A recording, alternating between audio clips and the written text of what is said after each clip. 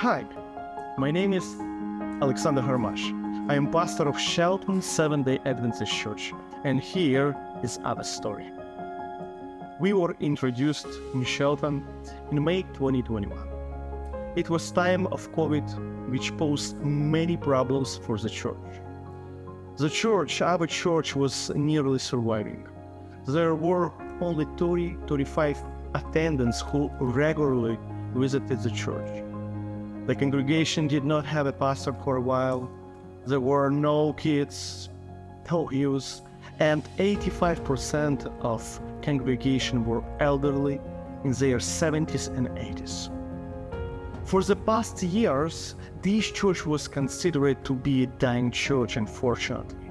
For the past 12-20 years, this church did not have any evangelistic programs or series, and it became evident that this church, and especially our Shelton community, were desperate for evangelistic seminars.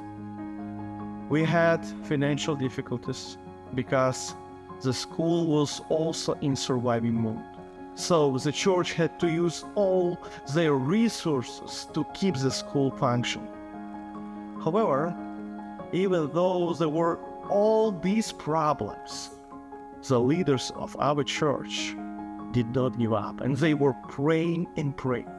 They were hoping for the best, even though they realized that a change must take place here in Shelton. Getting back to ministry was an answer to my prayer. I was really excited. I had many personal challenges, and English was one of the hardest ones to overcome.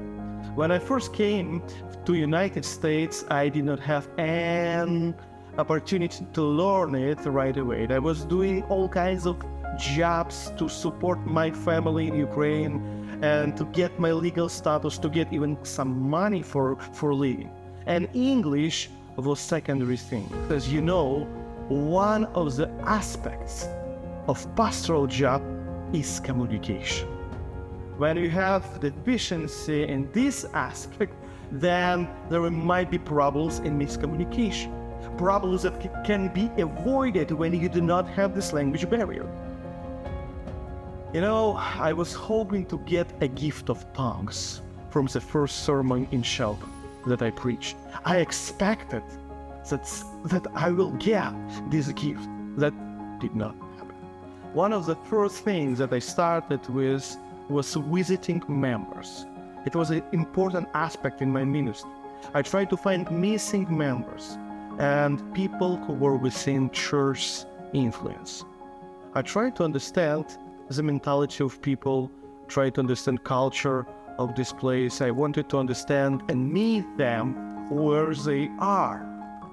Another thing was establishing office hours where people knew that they can come and talk with me, pray with me, share their thoughts and ideas.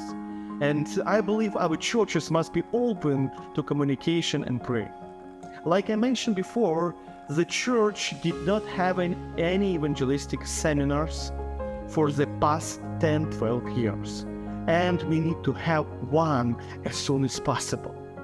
It would benefit the church in many ways. It would tighten the eternal relationship and hopefully bring external relationships. A few weeks after I received a call from a person who was from a different state. And amazingly, he knew that there was not evangelistic series for a while in Shelton, and his heart was bothered about it. He prayed and decided to share his blessings with us. He was financially blessed by God, and he was willing to cover all the costs. God used this person so we would be able to have one evangelistic program here, a revival session for the church, and advertisement of Bible lessons through online platform. We were receiving 5 new leads each month for Bible study to this online platform. The success was not tremendous, but the positive changes that started to take place inspired our church. the mindset of dying church started to turn into more faith-based optimist mindset. People saw that God wants to bless our church. We started to have baptisms, missing members started to return, and guests were visiting our church every Sunday. We were fortunate to have revitalization program given by Washington Conference. The first year of revitalization program was focused on leadership team. And now, this year, we decided shifted our focus on our community, to build bridges between church and our community. After surveying, we realized that our community needs health message. This summer, we plan on attending 3 fairs. We will have our own booths with massages and smoothies, with books, with literature, with some surveys, all of which is sponsored by Health Department of Mason County. Dear friends, today we still have many challenges and issues to solve. But when we look back for the past 2 years, we can see how we were blessed. We had 4 new baptisms. Missing members came back, and 4 more people decided to be rebaptized. Each Sabbath school class has children and youth. And now we have 10 pathfinders and started our adventure club. We are able to have Sabbaths where kids and youth are in charge of the whole church service. Our attendance doubled for the past 2 years, and almost each Sabbath we have guests. As a church, we look at the future knowing that God wants us to be the light in our community.